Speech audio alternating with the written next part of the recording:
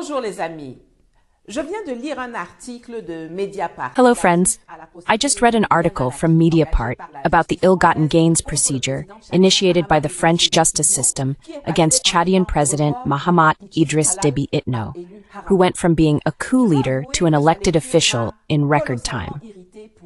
I must admit that reading it greatly irritated me for several reasons. First of all, since Mediapart started writing in December 2023 about Deby Itno's clothing expenses, which they claim amount to 915,000 euros, they detail how many shirts, suits, and other garments were purchased, but never do they name the tailor involved. Jamais, ils ne nomment le tailleur concerné. Or, si comme ils affirment, l'argent qui a permis d'acheter les vêtements. However, if, as they claim, the money used to buy the clothes was embezzled, that makes the tailor a receiver of stolen goods. But since he is French, the journalists from Mediapart and the French justice system turn a blind eye and protect their compatriots. I also noted in the article in question that they describe Deby Itno's absence from the very unnecessary and hypocritical ceremony commemorating the 80th anniversary of the Provence landing as, I quote, an unprecedented gesture of resentment. Ouch. So, according to Mediapart, African heads of state are forced to respond positively to invitations from the coup leader Emmanuel Macron, who still hasn't appointed a government in line with the results of the French legislative elections in May 2024. Even resentment is surprised.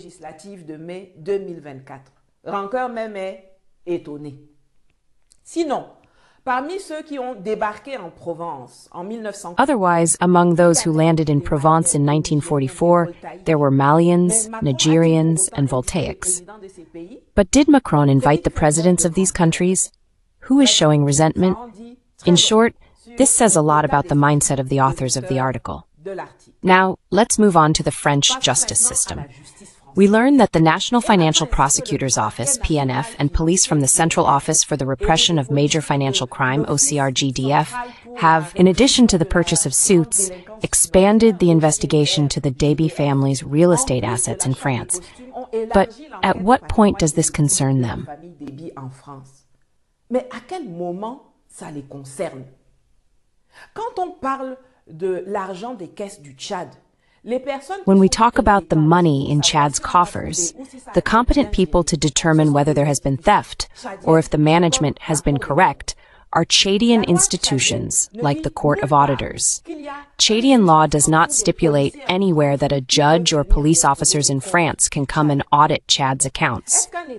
Can a foreigner, who was not even present and has no connection to you, allow themselves to tell a judge that your wife took money from your wallet in your house while you are present yourself?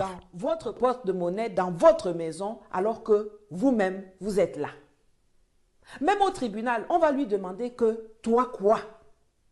Even in court, they will ask him, who are you?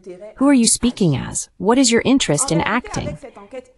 In reality, with this illegitimate investigation, France asserts that Chad continues to be under its tutelage. It thinks it can meddle in what happens there without any agreement with the Chadian state.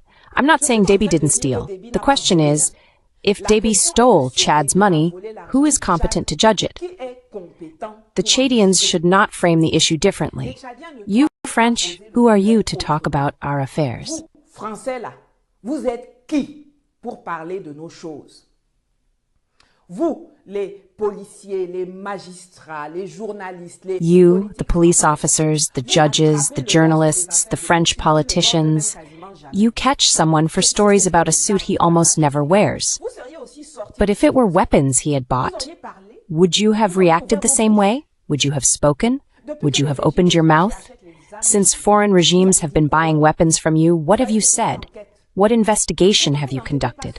Why don't you investigate the legality of the expenses made from Chadian funds to buy weapons in France?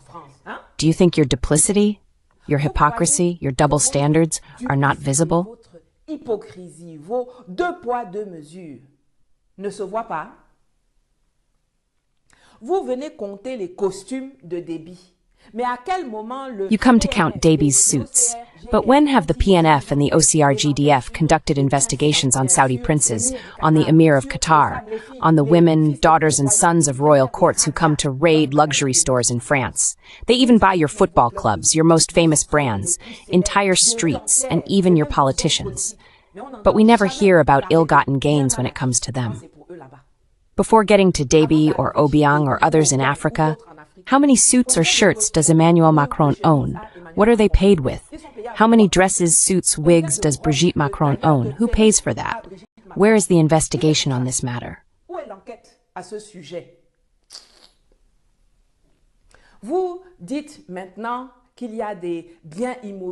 You are now saying that there are properties that were acquired in 2000.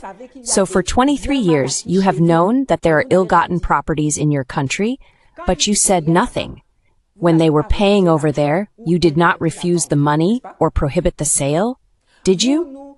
You give us entire paragraphs about Chad is one of the poorest countries in the world, or there are 1.5 million children under 5 suffering from malnutrition in Chad.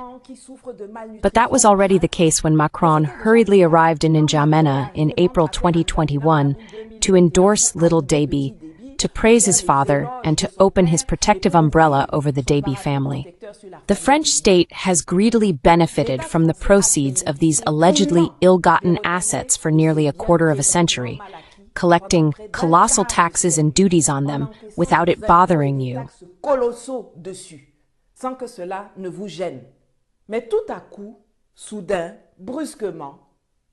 But suddenly, at the moment when the presence of your occupying army in Chad is questioned, your eyes open. We saw how, with Equatorial Guinea, under the pretext of holding a trial, the French state took advantage of the ill-gotten gains of third-party states. You claim to be the defenders of Africans. You illegitimately condemn African leaders. You illegally seize the assets they have acquired with you, sometimes in their personal name, sometimes in the name of the state. Instead of quickly returning them to the concerned states, you auction them off and keep the loot in France. Thieves in plain sight. In reality, France doesn't need anyone to make itself hated in Africa. En réalité, la France n'a besoin de personne pour se faire détester en Afrique. Elle réussit cela très bien toute seule. She manages that very well on her own. The world champion in all categories of ill-gotten gains concerning so-called Francophone Africa is the French state. I repeat, the world champion in all categories of ill-gotten gains concerning so-called Francophone Africa is the French state. I repeat once more, the world champion in all categories of ill-gotten gains concerning so-called Francophone Africa is the French state. We never want to see your long noses, your long mouths, and your pale faces in our affairs again. Mouf!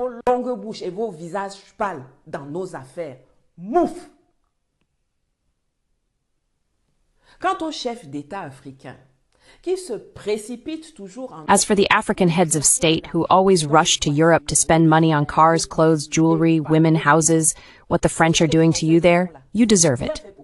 Every franc, every penny, every euro, every dollar you spend in France or elsewhere in the West on acquiring goods or luxuries will one day be used to blackmail you.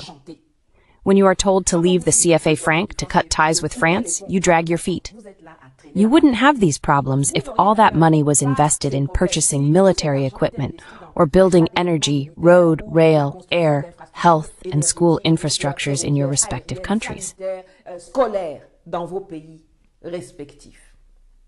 Construisez des maisons, des immeubles et mettez-les en location chez vous. Build houses and buildings, then rent them out in your area. Develop tourism and luxury resorts so that others come to spend their money with us. Support and promote local talents in sewing, weaving, cooking, and leather goods. The major tanneries are in Nigeria. That's where Louis Vuitton, Prada, and Hermes buy their leather to make their bags. But you prefer to circulate money among the whites rather than boost your economies. You like going to Switzerland. Even though Geneva is just a small village of 15.93 kilometers, what prevents you from taking 16 kilometers in Cameroon, Gabon, or Congo and making another Geneva? Hong Kong, Monaco, c'est juste des rochers au bord de l'eau. Hong Kong and Monaco, They are just rocks by the water. You have them at home too. Why not transform them like the others, instead of always being at others? 40 years ago, Dubai was just a desert with sand, camels, and sun, just like in Chad, with oil underneath, just like in Chad. But today, you spend your time in the Emirates instead of transforming N'Djamena into another Dubai. That's not being lazy. Honestly, think about it. It's Sunday and you've already annoyed me. Well, I'm gonna wash my hair. See you later. Dimanche, vous m'avez déjà énervé comme ça. Bon, je m'en vais laver mes cheveux. À plus.